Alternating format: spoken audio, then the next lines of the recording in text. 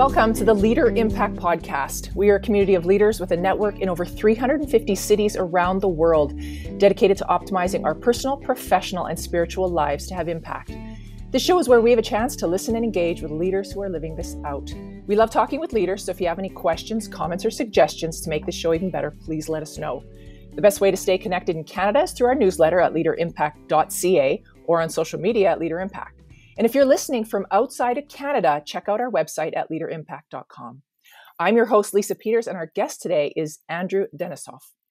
We first introduced you to Andrew, who is living in Lviv, Ukraine, in April of 2022 in podcast number 8, and we chatted about living out our purpose in uncertain times. We chatted again a year later in podcast number 31. Well, we are back. Ukraine has been at war for over 2 years, and we wanted to check back with Andrew, the CEO of TechVision, still living in Lviv, Ukraine, on how he, his family, and his country is doing. Thank you for joining us, Andrew. It is great to see you. Thank you, Lisa, for having me. It's a great joy to be here on the third time. It becomes a very good tradition, I'd say. Okay. I follow you on social media, so Thank you. It's just a pleasure to see you still doing so well and continuing through this. So I'm thankful that you continue to join us and sort of give us a little bit of an update. So that's what we're here for today, is a little bit of an update, but also about leadership in your country. So, let's just jump in. And I'm wondering if you can provide us an update to what you're experiencing, living and working in Ukraine. Yeah, thank you, Lisa. I need to tell you that everything is still changing now over here. So it's been changing these 2 years, and now this is third year. Oh my God, third year. So, families change. Some families are still separated for this long time because males cannot still leave the country. And but at the same time, women, which is like wives and kids, left Ukraine and they live in different countries, they are not going to come back because of the kids and all this stuff. And this is sad because families are separated, right? So schools, for example, as well, schools always interrupted because of the air raid sirens here. So my kids, I have 3 kids. 2 of them go to school, and it's always a challenge. So every single morning when you wake up and you drove your kids to the school, you don't know what's going to happen today. So someone says that there's a high level of stress, but I say that we have to be super flexible, creative, and just embrace this reality, because this is exactly what we cannot change. As entrepreneur, economy is changing. So one word: difficult. Difficult, challenging. So Ukrainian economy, needs working businesses right now. Lots of businesses were destroyed, bankrupt, because, prices, were increased, and, the all this stuff, is very difficult. And especially, the Ukrainian economy needs businesses, but especially like our company. Why? Because we generate revenue from abroad, and that's very important. We pay taxes, we pay salaries, and we as businesses like that, and my company as well. Thank God for that. So, churches, totally different angle of sermons, messages. We need to encourage people frequently, because it's just like, ups and downs every time. Yeah. So so we don't cry every single Sunday, of course. We try to stay positive, smile, encourage each other. But every single church member has, people who were killed, or friends that they lost friends, or even like family members as well, or someone who's serving on the front line, and every single moment you don't know what to expect. So, yeah, so these are probably main spheres of Ukrainian lives of Ukrainians over here, and the updates as well. Yeah. So, thanks for just updating a bit on your company and how, it's the contracts abroad that I think are really keeping you alive. And you have both a presence in the US, quite a big one, and in the Ukraine. And you employ people from Ukraine. And this is why, is to keep the industry. That's right. And your kids, I just think they're resilient. I know they are. Mm-hmm. This has got to be hard. And you talk about the stress, because as a parent, I'm feeling the stress. I want to believe our children are resilient. Yeah. And unfortunately, they have to be resilient in the age of 8 years, 11 years, and my youngest one is just turned 11 months yesterday. So, yeah. And the other comment was just about your churches, and the messages change, because we got to keep people just going. I remember when we first discussed with you, being in Lviv, there were millions of people coming through your city to get to Poland, to get out of the country, and your infrastructure was just, it was being tested, and there were a lot of people coming to church to find something. Is it still like that? Are people still coming, or are they like, I can't do this anymore, I'm getting broken down?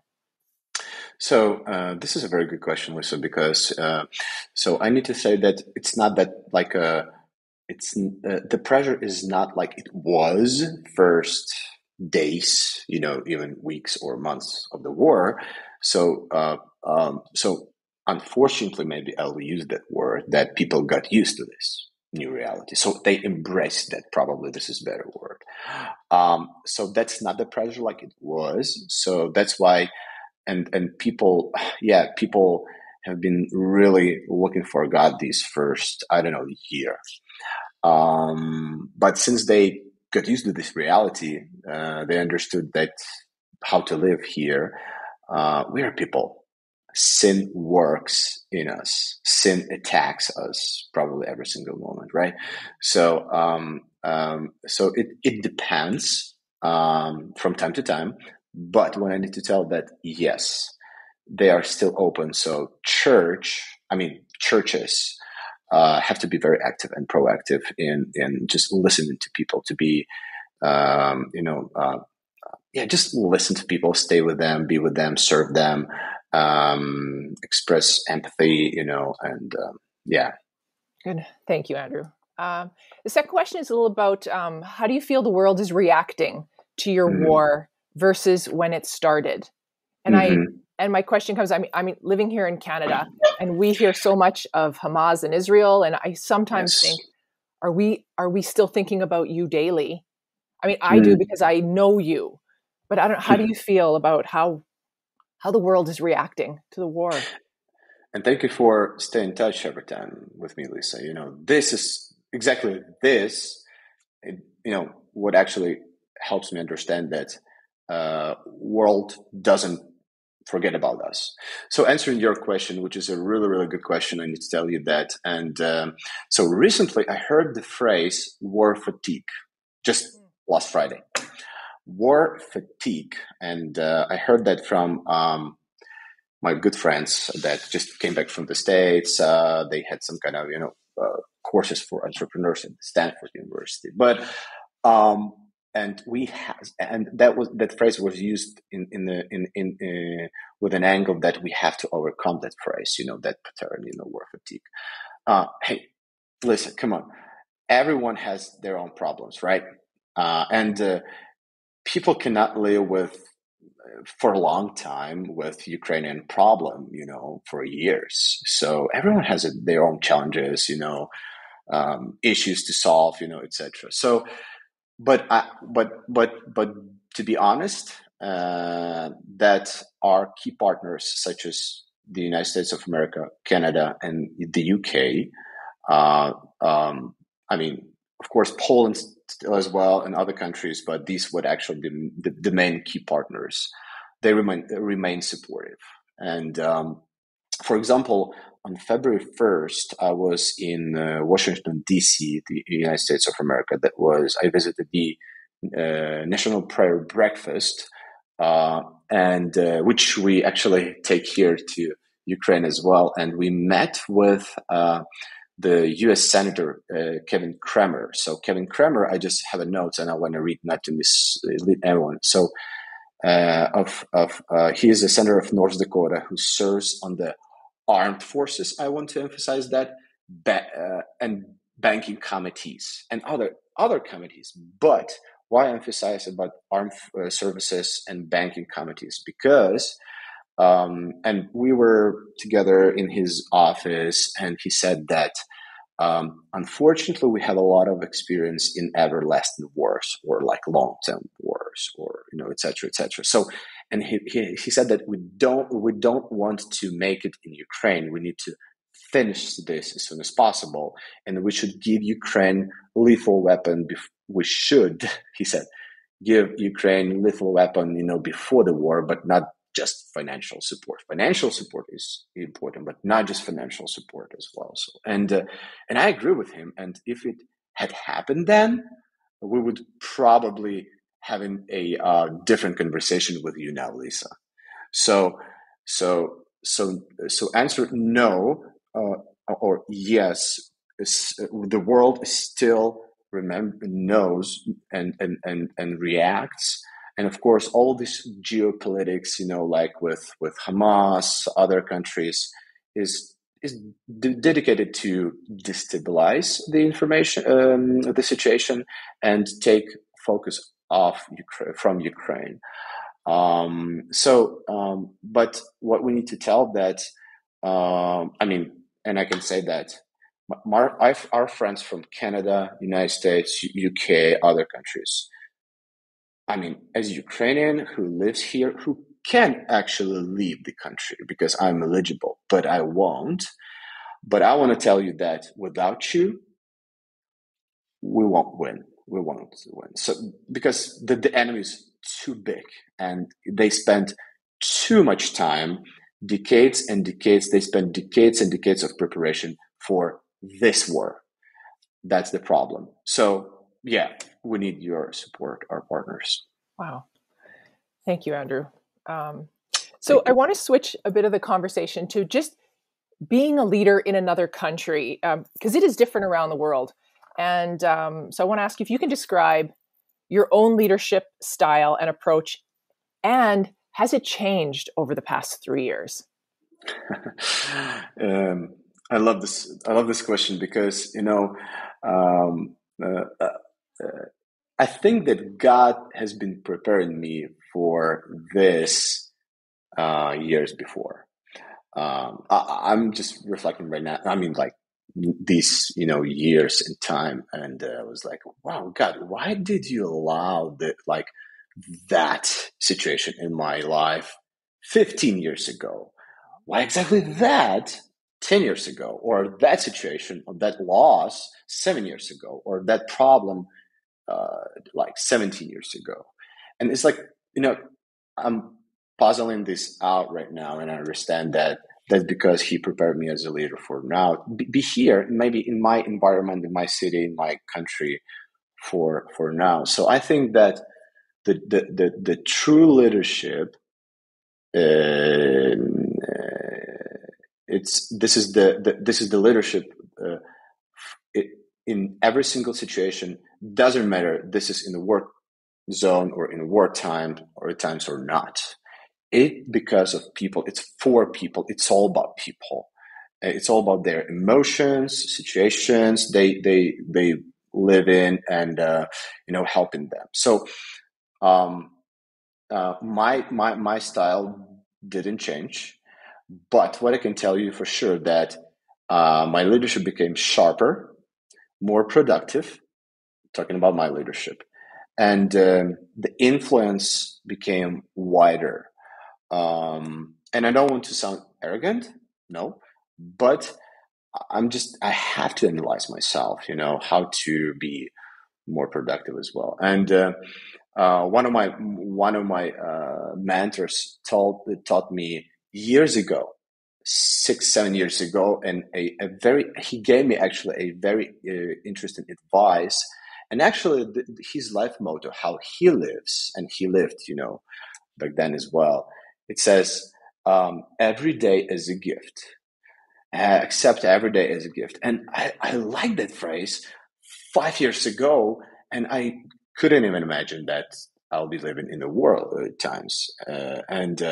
And really now, every day is a gift. So I wake up every morning and I have a clear plan what I have to do, because the main challenge now is uncertainty. So I can plan.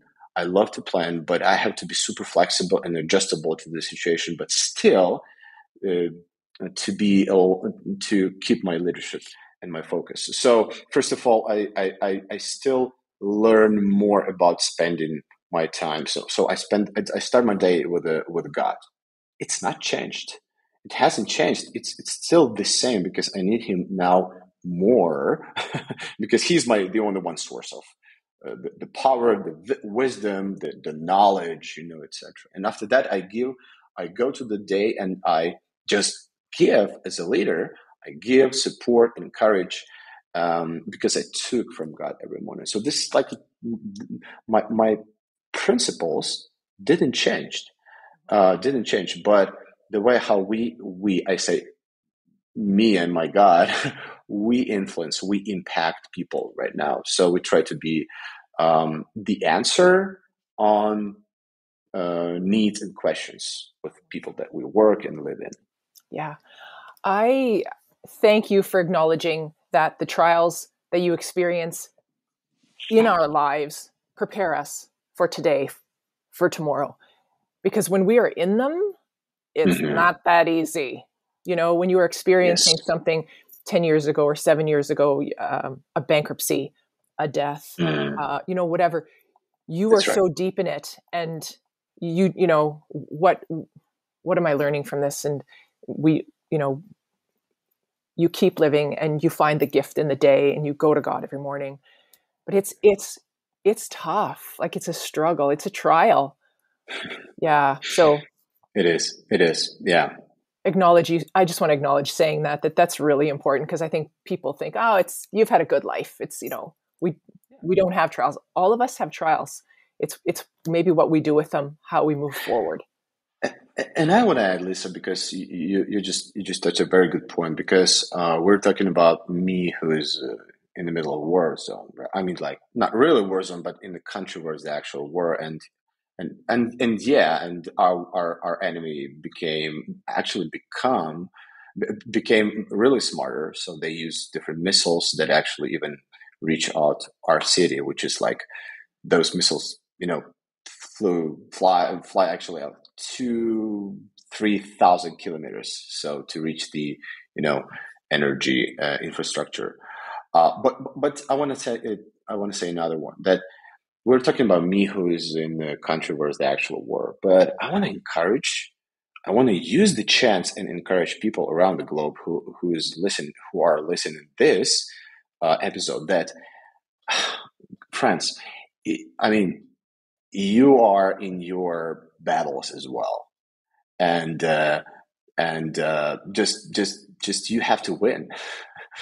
That's why God prepares you every single day today, or He prepared you like years ago for wins that all of us, each of you, has to make today for Him, for people that you live with, for your family, for your spouse, for kids, for your businesses, because your businesses provide other families and you impact, you influence. So yeah, just you have to fight your wars in your battles as well. And our war is a little bit different with a crazy Russian enemy, but your battles are equally important as well, I need to tell you, because all of us, ultimately, in the end of the day, we stand against evil. That's the main enemy. Yeah. It takes a true leader to say that we all have battles, versus just focusing on your own. So thank you. That's right. What are some of the unique challenges you face as a leader in your country? Yeah. Oh yeah, unique challenges. Oh, Lisa, I just realized I mean, like, so okay, very good. Um, I'm that type of person that who loves plan his life for 5, 10, even more years. Uh, I personally have a described my life plan on a paper, which is actually into Google Doc, but on a paper, life plan. So I know how. So I'm 37 right now, and I clearly know what I want to accomplish. You know, until the my last date. I don't know what's my expiration date, and I don't want to know that. I want to just live every day as a gift, right? So, but I have plan. I have a plan, and I love to plan. But today, the main challenge is uncertainty. So for people like me, it's super difficult. Well, it was super difficult. So we had to adapt. We had to embrace that new reality. And now, my flexibility is that yes. So I have in my mind the long understanding of the long run, but my like horizon of planning is like 3 to 6 months, not more, not more. For example, yes, I know how my 2024 going to be, so I plan my business trip to the United States. Meet with people in August, blah blah blah, etc., etc.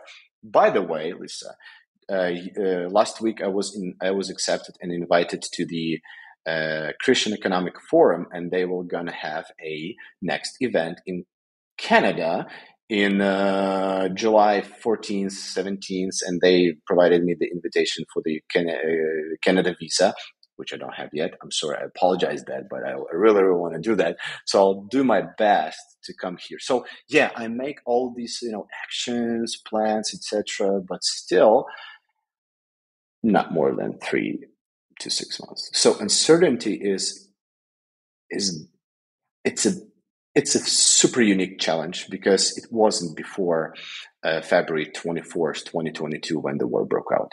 Yeah. One of the women in my leadership said she's 100% committed to the plan and 0% attached. So, I'm committed to doing the plan, but you know what? Flexibility, uncertain, like just being Yeah. it's an uncertain world and you got to be flexible. So I'm 0% attached, but I'm Yes. committed. I thought that Yes. was really Yes. good. Yes. And I see that in the Bible as well. So we have our final destination. We know the real like big plan, but even Jesus showed us the flexibility. So he was very flexible. And you know, and I saw that actually. I noticed that when the COVID hit in 2020, and in the business, we're in the business. If you want to be as a leader and as an entrepreneur or business person, if you want to be successful, you have to have flexibility as a just part of your DNA. That's it. Period. It doesn't work to become successful.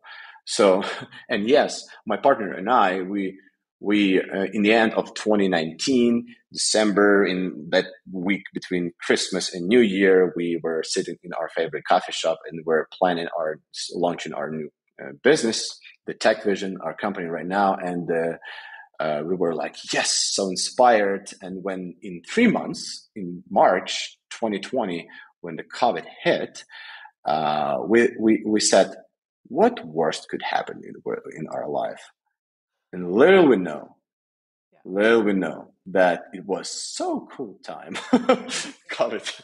I mean, like, no, I mean, it took people lives, but I mean, like, according to what's happening right now in our lives, and little we know about the war in 2 years, Wow. was different. Yeah. So when it is in such an uncertain time and, 5-year plan or whatever, how do you measure success as a leader? Like, how are you actually measuring success when you're flexible, Yeah. And in the middle of uncertainty, right? So, you're right, Lisa. We have to still manage success. Measure success. We have to, because what we cannot measure, we cannot improve, right? And that's important. And there are different metrics, and there are more than I will probably outline right now. But I think for me, I just love to simplify processes. So I stick to top 3 as a leader, how to manage, my success as a leader, or the success of my leadership is. So leadership focused on people. And I divide my leadership on different teams. So my family is a team. So I'm a leader there. So my company is a team, church, team. So different layers or spheres of my life, I divide on teams because I work with different groups of people. So the metrics number 1, I would say this is team performance. So a leader's success often correlates with their team's performance. And if my team is not successful, how can I call myself as a successful leader? It doesn't work. It doesn't click, right? So team performance, I would say, and I can talk a lot about that. But I loved and leader have to say that. So, this is our win. But if we lose, hey, this is my loss, my lose. Yeah. The second one is I love the word innovation and growth. So leadership has to be connected with some kind of innovative approaches and growth as well. And we have to be very innovative right now here, very innovative, because listen, so much moving parts right now in our lives. Just so we help. We volunteer. We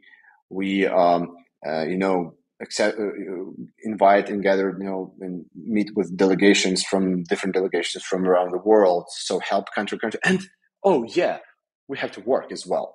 Oh yeah, I have kids, by the way. So I have to be very innovative in my leadership as well. So. And it pushes to develop and find and develop new leaders as well. So, and with the teams, new ideas implemented, how to encourage our teams and people as well. It really requires different innovative approaches and growth as well. So this is second. And third, I would say that, personal development. I cannot give if I don't receive. I have to receive first as well. So personal development is very important in different spheres. And just for example, just recently, I finished the course of one of my good friends from DC. He's my business coach who offered me for free his time every other week. And he really coaches me with the business. So we just finished the course of based on the book Traction. Everyone who's listening to me right now, if you're building or your organization, whether this is business, nonprofit, or church, or others, I really, really encourage you to read and learn the book Traction by Gene Wickman. This is from the secular world, but the principles are super applicable in every organization. So, and I learned that because I want to grow my business. I want to create more value, create margin, create new workplaces for my company and country and city as well. And what's interesting that at TechVision now we have people who work in different countries. In Ukraine, now in Poland, we have a development office in Accra, Ghana, and purely work with North America as well. And clients are happy. So I have to learn as a leader, as a manager, as a CEO and business person. Otherwise, I won't be able to give. That's the point. So yeah, 3 things: team performance, innovative approach and growth, and personal development. You are an inspiration, Andrew, just listening to you. It's like, yeah. And it's Thank funny you. because my next question, well, I was going to end it there, but it comes to me that I always ask everybody about joy. What brings you the greatest joy? And you answered that in our first podcast, but I continually Mm-hmm. think, how do you find joy in the midst of trials? But listening to Mm-hmm. you, and I know you get up at 6 a.m. and you go to the Bible and you find Mm-hmm. joy. But for anyone who's listening, and you said it earlier, we all have our trials. It may not be a war in Ukraine, but we have them. But how do I don't know if you can talk about just Yeah. finding joy in the midst of your Hmm. trials. Um, um, I think the quick answer, and I'll extend that a little bit, will be to have a purpose, to have a mission, and to dive in more detail. And so the true, genuine, and passionate mission and purpose comes only from God. That's it, period. Um, are you listening to me, dear listener? Yes. Uh, you have to find the joy. But I mean, it's good to have a joy, but you have to find a mission and purpose in your life. Otherwise, you'll be just, doing just every day, just that's it. But this gives you a higher purpose, and after that, just have the plan. But where I take my joy, 2 things. First of all, from God. Every morning I wake up and maybe it will sound old school, but I read the Bible and pray. That's it. I talk to the only one source of joy, which is Jesus. That's it. And there's just profound, steadfast, and everlasting joy. That's it. And the second, of course, having a plan and having good friends, mentors, and like I said, just one of my mentors taught me that, man, if you accept every day as a gift, it will be game changing for you, and it is. So I have my life plan. It's called my file actually calls like life plan, and it sticks to my mission, to whom I want to be, to my 5 values, and the projects. We call that projects, but actually, like how I accomplish, how I live with these values in my business, in my life, personal life, and in my church, my nonprofit, helping my people, and even with physical, like my body, because it's so it's so easy to just give up and lose the health, mental health, physical health, spiritual health, and stuff like that. So yeah, and that's very important. And one more last thing, I think that we didn't discuss that on our previous episodes, but I want to tell you that between these 2 episodes that we recorded, the last one as well, and that's one of the projects in my life plan that I have. We launched the new project. We call that. We call that. Actually, this is we localize and produce the Craig Rochelle Leadership podcast in Ukrainian. You heard about Pastor Craig, who's the senior pastor of Life Church, those who built the YouVersion Bible app that you and I use, and we are the part of development team, my company. But the big part of my leadership has been, developing these past 4 years on that podcast. And I just first month, of the war, I've got an idea in the gym, underground gym, so old school, with almost no light, but we have to create a good content. And I texted to my partner. I say, hey, this is the idea, so let's do that. And he said, let's do that. So we cover all these expenses. We gathered the team of 20 people. Hey, tech guys who never, contributed into YouTube, but just consumed, So we localized that in Ukrainian, and our mission is leverage technology, and help thousands, maybe millions of Ukrainian-speaking leaders in Ukraine and around the globe. This is an example of what actually brings me joy: to give, create projects, and just give. We don't earn any single penny on that project, and we won't do that because we pay for all of that. But otherwise, why we build businesses? Why we live here? Why we are calling us leaders if we don't lead and grow and develop new leaders and grow people, and all of this. So yeah, that's what actually brings me joy. Yeah. And I know you did tell us in the last podcast, you sort of dropped it a little bit about what you were doing with YouVersion. And to anyone listening, YouVersion is free. It is a free app. You can find Craig Groeschel. I love his devotions. Like they're like the last one we did was 6 best steps to your best leadership. Like it was 2 best in there. It was just fantastic. And it's free. But and I want to acknowledge that this whole time, I'm sure there has been the trials, and it's been I'm sure you've had that on. Why are we doing this? But something's trying to stop you, right? There's always those forces that are coming at you to say this isn't working, but you keep going because it has a bigger purpose. That's where I was trying to go. We have to keep going, and we have to stop whining and complaining, and know that joy is so much bigger. It can't be taken away from us. We have it. Yeah. Exactly. And Lisa, it's like from I have a small period of time in my past when I used to play soccer, and the kind of example from soccer, but it can be from any other sports. So if you want to win the tournament, right.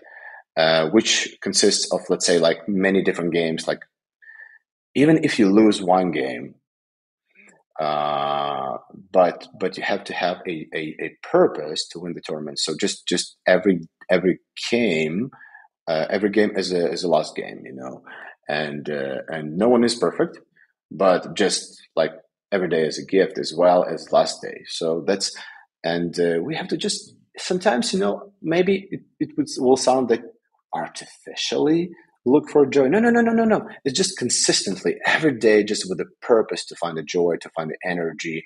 And will we have down times? Yes. Will we have difficult problems? Yes. And maybe I sound positive. I smile with you because you smile. You have a pretty beautiful smile, Lisa. So it's a joy to have this, recording third time with you. So that's where I take my joy as well. But we have many sources of joy. My kids, my beautiful wife, my friends, my friends in Canada, right? Like what we are doing right now. So we have many sources of joy, but we just have to, and see them and count on them. So just find them. That's it. Yeah. And I just feel like listening to you, I feel so much. I show up here because I have so much to learn from guests like you. So Andrew, just thank you for sharing. I know you were a busy guy. We had a hard time getting this day together, and it's very early for me, later for you. Our time changed, but thank you for just taking the time with us today. But we made it. Yeah. If anyone wants to reach out with you or find you anyway, what is the best way? Oh, LinkedIn is the best. We love LinkedIn. It's global. I love LinkedIn. Yeah, that's cool. Awesome. I love this. All right. Thank you, Andrew. And just we will see you again soon. Yep, soon. I hope with way, way better news. Awesome. All right. Well, that is Andrew Denisov. We were talking from Lviv, Ukraine. All right. Well, if you're part of Leader Impact, you can always discuss or share this podcast with your group. And if you're not yet part of Leader Impact and would like to find out more and grow your leadership, find our podcast page on our website at leaderimpact.ca and check out our free leadership assessment. You'll also find our webpage, Chapter 1 of Braden Douglas's book, Becoming a Leader of Impact. You can also check out groups available in Canada at leaderimpact.ca, or if you're listening from anywhere else in the world, check out leaderimpact.com or get in touch with us by email, info@leaderimpact.ca, and we will connect you. And if you like this podcast, please leave us a comment, give us a rating or review. This will help other global leaders find our podcast. Thank you for engaging with us, and remember, impact starts with you.